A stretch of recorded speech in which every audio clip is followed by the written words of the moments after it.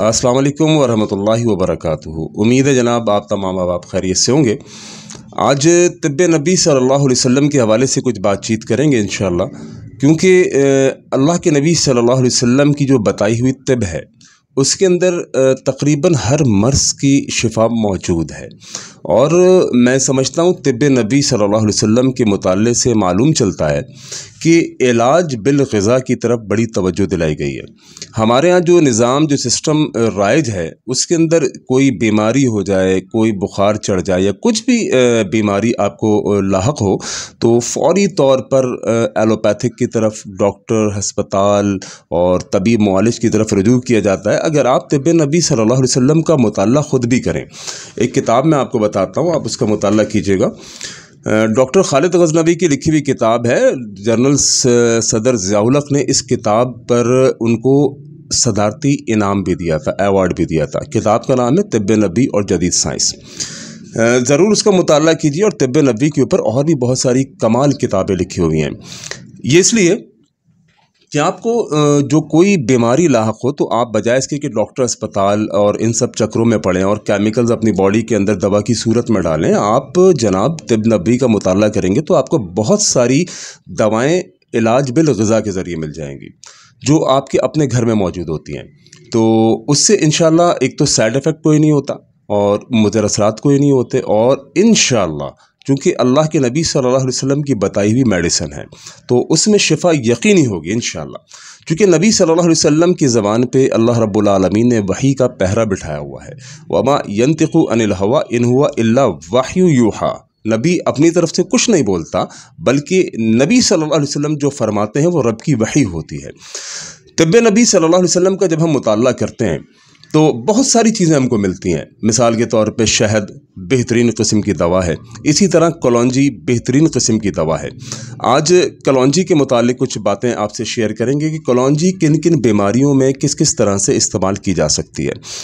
कलौंजी अल्लाह के नबी सल्लल्लाहु अलैहि वसल्लम ने फरमाया कि इस काले दाने यानी कलौंजी के अंदर मौत के सिवा हर मर्ज़ से शिफा है। यानी मौत चूँकि ख़ुद एक हकीकत है और मौत का कोई इलाज नहीं है। जिसने भी दुनिया में जो भी आया है उसने एक ना एक दिन मरना है और मौत कोई ना कोई बहाना लेकर आती है।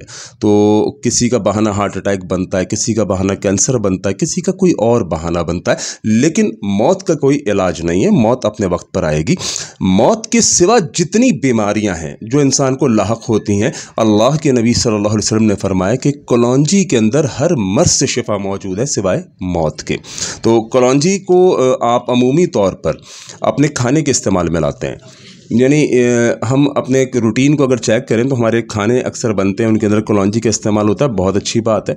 लेकिन कलौंजी को कुछ तिब्बी उसूलों के मुताबिक भी अगर आप इस्तेमाल करेंगे तो उससे हैरान कुन फ़वाइद आपको मिलेंगे। सहाबी हैं इब्ने अबी अक़ीक़ रज़ियल्लाहु ताला अन्हु। इन्होंने एक सहाबी जो बीमार थे, काफ़ी अरसे से बीमार थे, मदीना में रहा करते थे और बीमारी काफ़ी ज़्यादा उनकी बढ़ गई। तो इब्ने अबी अक़ीक़ रज़ियल्लाहु ताला अन्हु जब उनसे मुलाकात के लिए पहुँचे तो उन्होंने देखा कि उस सहाबी की तबीयत बहुत ख़राब है, काफ़ी बीमार है।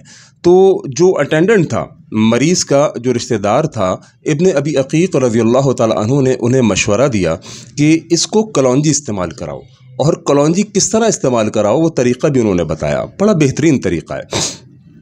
साहबी ने कहा इब्ने अबी अक़ीक़ रज़ियल्लाहु ताला अन्हु ने कि इस मरीज़ को आप यूँ कीजिए 5 या 7 दाने कलौंजी के लीजिए, उसको पीस लीजिए। पीसने के बाद उसके अंदर आप जैतून का तेल मिला लीजिए और जैतून के तेल के अंदर 5 या 7 दाने कलौंजी के दाने पीस कर आप शामिल कीजिए और इसके दोनों नथनों में एक एक कतरा 1 ड्रॉप्स जो है वो एक एक कतरा दोनों नाक के नथनों के अंदर आप डाला करें दिन में 2 से 3 बार। उस सहाबी को इससे हैरत अंगेज़ शिफा हुई जो बिल्कुल बीमार थे। फिर इब्ने अबी अक़ीक़ रज़ियल्लाहु ताला अन्हु ने फरमाया कि मैंने अम्मी आयशा रज़ियल्लाहु ताला अन्हा से सुना था कि अल्लाह के नबी सल्लल्लाहु अलैहि वसल्लम ने फरमाया कि कलौंजी का इस्तेमाल किया करो, इसमें मौत के सिवा हर मर्ज़ से शिफा है। तो ये जो नुस्खा है जिसके अंदर 5 से 7 दाने कलौंजी के आप लीजिए, उसको बारीक पीस लीजिए बिल्कुल, चूँकि ये नाक के अंदर जाना है ना तो पाउडर होना चाहिए बिल्कुल पिसा हुआ, और इसको जैतून के तेल के साथ आप शामिल कर लीजिए। लीजिए, एक छोटे से ड्रॉपर के अंदर महफूज कर लें। आप दिन में 2-3 बार दोनों नाक के नथनों में डालिए। ये जितने ENT के इश्यूज़ हैं, नाक कान हलक के, वो इससे यकीन जानिए आपके बिल्कुल ठीक हो जाएंगे। आपके नज़ला रहता है, आपके नज़ला जमा हुआ है, आपकी नाक बंद रहती है, आपको एक गले का मसला है, बाज़ दफ़ा हलक के कैंसर तक होते हैं, तो कलौंजी तो मौत के सिवा हर मर्ज़ से शिफा है। मेरे नबी ने फरमाया पूरे यकीन पूरे एतक़ाद के साथ, आप कैंसर के जो मरीज़ हैं उनको भी आप डालिए। जो गले का कैंसर है, हलक का कैंसर है, इंशाअल्लाह रहमान ख़त्म हो जाएगा। नाक का मसला है, नज़ला रहता है, जमा हुआ रहता है, खुल जाएगा, ख़त्म हो जाएगा। तो पूरे एतक़ाद और यकीन के साथ। अबू हुरैरा रज़ियल्लाहु तआला अन्हु नबी अलैहिस्सलातु वस्सलाम के सहाबी हैं। अबू हुरैरा रज़ियल्लाहु तआला अन्हु के बारे में आता है कि आप ख़ुद रोज़ाना दिन में 21 दाने कलौंजी का इस्तेमाल करते थे। अगर आप इतने ज़्यादा दाने कलौंजी के नहीं खा सकते तो 5 या 7 दाने ये आप खा लीजिए, पानी के साथ ले लीजिए, शहद साथ में ले लीजिए। शहद खुद एक शिफ़ा है। अल्लाह रब्बुल आलमीन ने कुरान मजीद में फरमाया कि फ़ीही शिफ़ाउल लिन्नास, इस शहद में लोगों के लिए शिफ़ा है। तो आप यूँ कीजिए, 1 गिलास पानी लीजिए, 1 गिलास पानी के अंदर आप 1 से 2 चम्मच, जितना आप मीठा पसंद करते हैं, आप शहद डाल लीजिए और आप जो है वो 5 से 7 दाने कलौंजी के लीजिए, उसको फाँक लीजिए, खा लीजिए और ऊपर से शहद वाला पानी पी लीजिए। अल्लाह अकबर! इतनी बेहतरीन शिफ़ा कि कुरान ने शहद को शिफ़ा कहा, कलौंजी को शिफ़ा कहा, मेरे नबी अलैहिस्सलातु वस्सलाम ने शहद को शिफ़ा कहा, कलौंजी को शिफ़ा कहा।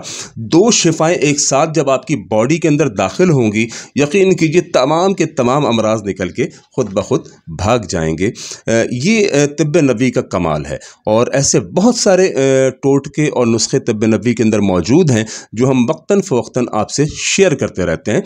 आप हमारे इस पैगाम को सुना करें और आगे इसको शेयर किया करें। हमारे चैनल को सब्सक्राइब करें, लाइक करें, कमेंट करें और इस पैगाम को ज़्यादा से ज़्यादा लोगों तक आगे पहुँचाइए। तो अल्लाह करीम हमें अमल की तौफीक दे। ऐसे ही बहुत सारे अच्छे पैगामात लेके आपके पास दोबारा हाजिर होंगे। अस्सलामु अलैकुम व रहमतुल्लाह।